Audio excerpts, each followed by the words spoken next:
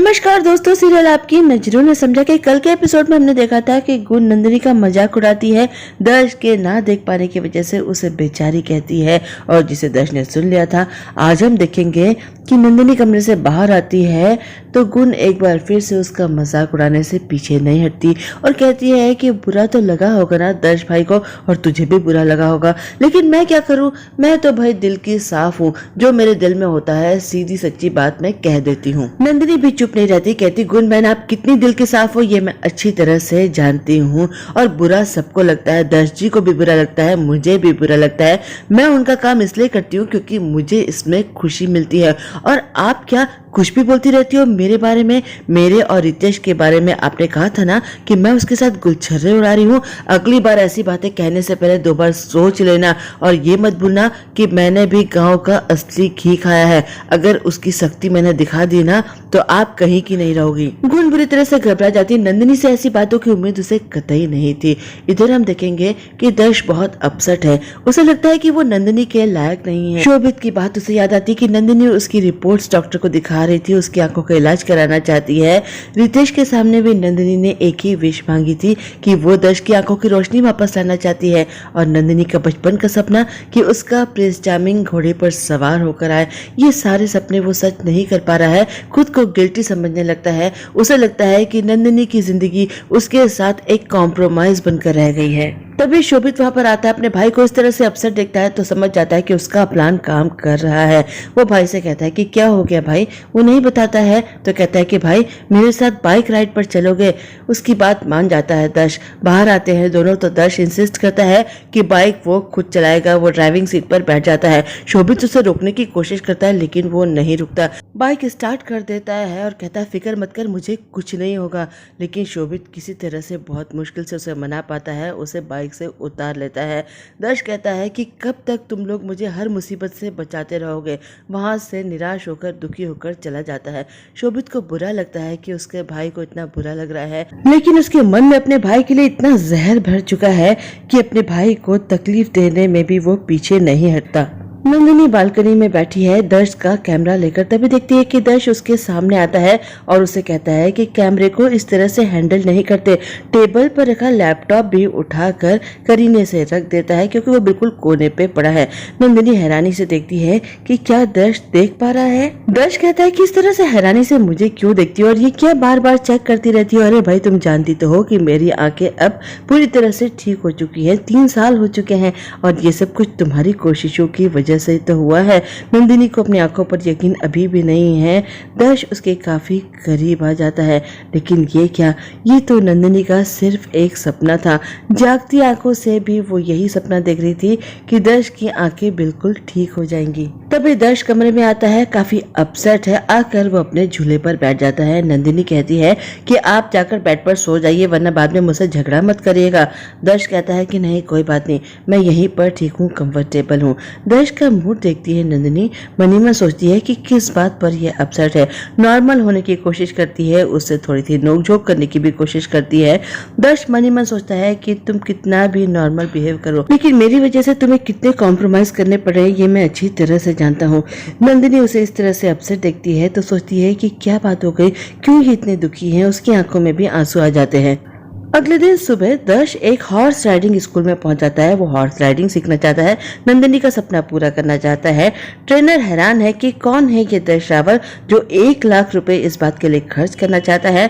दर्श आता है और कहता है कि मैं हूँ दर्श रावल और मैं ही हॉर्स राइडिंग सीखना चाहता हूँ। दरअसल मुझे अपनी पत्नी का ख्वाब पूरा करना है। वो चाहती है कि उसका प्रिंस चार्मिंग घोड़े पर सवार होकर उसके सामने आए। ट्रेनर कहता है कि क्या बात है सर, मैं चलिए आपको सिखाता हूँ। तब दर्श वहां रखे एक पत्थर से टकरा जाता है और अपने गॉगल्स टटोल कर उठाने लगता है।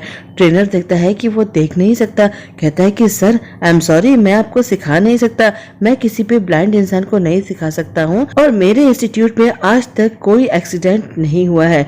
दर्श कहता है कि मैं समझ सकता हूँ कि आपको अपनी रेपुटेशन की फिक्र है, लेकिन अगर मैं आपका ये घोड़ा तेजा आपसे खरीदना चाहूँ, इसके पैसे मैं अभी आपको दे सकता हूँ, तब तो आप मुझे सिखाएंगे ना, तब तो ये घोड़ा भी मेरा होगा, आपकी रेपुटेशन पे कोई फर्क नहीं पड़ेगा। बहुत आनाकानी करता है ट्रेनर, लेकिन दर्श उसकी बात नहीं मानता है, इंसिस्ट करता है कि प्लीज मुझे सिखा दीजिए। ट्रेनर को उसकी बात माननी पड़ती है, वो सिखाने के लिए राजी हो जाता है। दर्श उसकी मदद से घोड़े पर चढ़ जाता है। ट्रेनर कहता है कि एक ट्रेनर आपके साथ बैठेगा और मैं भी आपके साथ साथ चलूंगा लगातार धीरे धीरे। दर्श कहता है कि ठीक है। वो घोड़े पर सवार हो जाता है, बहुत खुश है क्योंकि वो नंदिनी का ख्वाब जो पूरा करना चाहता है।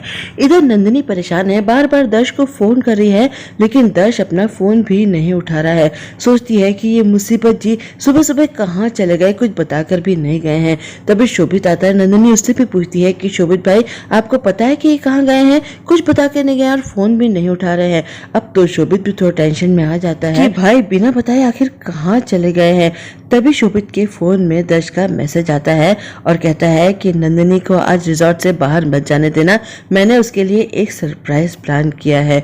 शोभित परेशान हो जाता, मन ही मन सोचता है कि मैं तो इन दोनों को दूर करना चाहता हूँ और भाई लगातार भाभी के लिए सरप्राइज प्लान कर रहे हैं, लेकिन करे तो क्या करे। नंदिनी फिर उससे दर्श के बारे में पूछती है। शोभित कहता है कि भाभी आप टेंशन मत लीजिए, भाई को मैं ढूंढ लूंगा।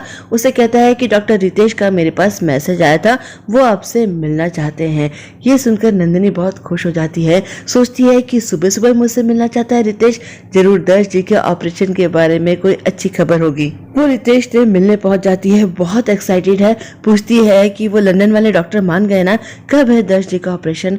रितेश कहता है कि आई एम सॉरी नंदिनी, दर्श अभी इस प्रोसीजर के लिए फिट नहीं है, उसकी सर्जरी नहीं हो सकती, बहुत सारी कॉम्प्लिकेशन है।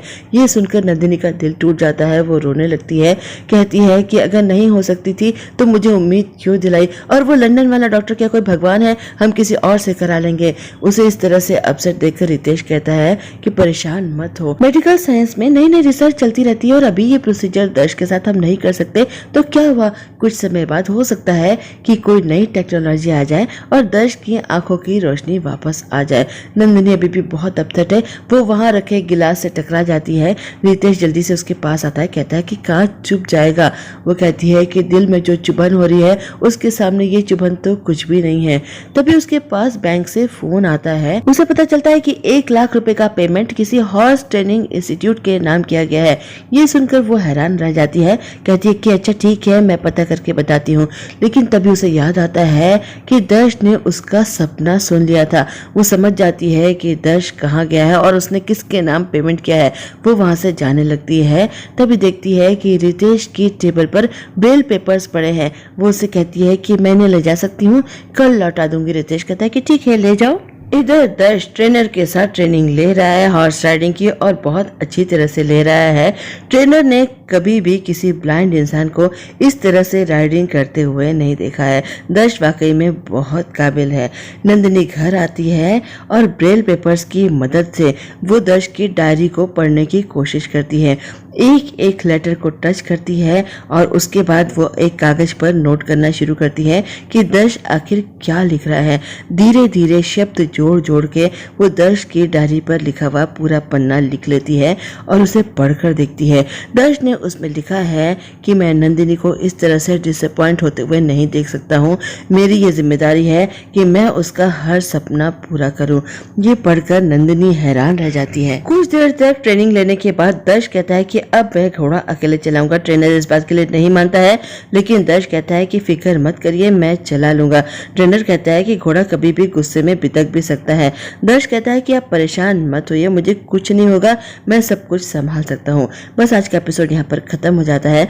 कल हम देखेंगे कि घोड़े को वाकई गुस्सा आ जाता है, वो बिदक जाता है। दर्श से घोड़ा नहीं संभल पा रहा है। इधर नंदिनी भी भागी भागी आती है, घबरा जाती है। सब कुछ देखकर दर्श को बचाने की कोशिश भी करती है, लेकिन खुद ही गिर जाती है। बस आज जितना ही, कल फिर मिलते हैं। आप मेरे चैनल को लाइक करें, शेयर करें, सब्सक्राइब करें। मैं चलती हूँ, बाय।